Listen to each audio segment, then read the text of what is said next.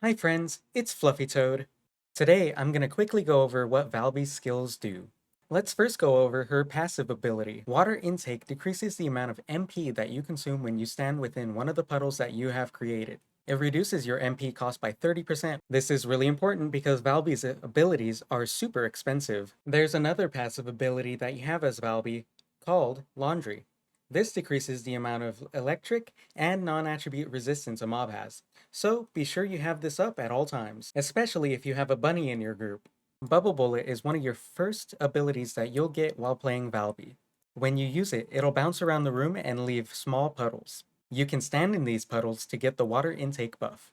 The puddles also act as a constant AoE damage, so every mob that stands in it will take damage from it. It's also super important to note that Bubble Bullet does more damage the more times it bounces. This damage is increased by 25% per bounce. One of the downsides of using Bubble Bullet is its bounce is kind of unpredictable. If the terrain is not completely level, you won't be able to figure out where it's going to go next. For example, a small rock might cause the Bubble Bullet to go to the left or to the right, rather than going straight.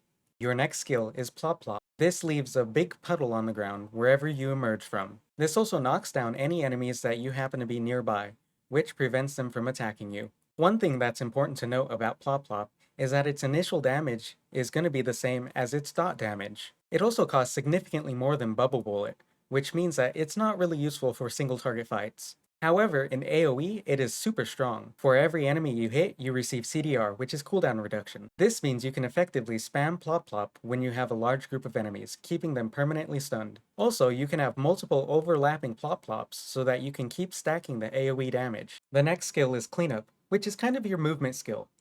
It gives you 50% DR, which is super nice when you want to go into a pack and then run out. It also helps you out when you're in a super dangerous situation. The most important thing to note about Cleanup is it's going to be your highest DPSing ability, so make sure you're prioritizing using this one. Your very last ability is Laundry Bomb, which is your Z. You get 3 shots, and with each shot, it sucks up enemies into the bubble. Laundry Bomb ticks every half a second instead of a full second like the other abilities. This means it's going to have very high burst.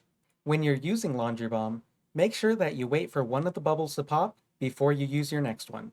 This way you can maximize your damage and keep mobs CC'd for longer. As of right now, I do not have any of the transcendent abilities. Since I don't know what they're scaling, what they look like, or how the abilities themselves work, I can't really give any recommendations on them for the moment.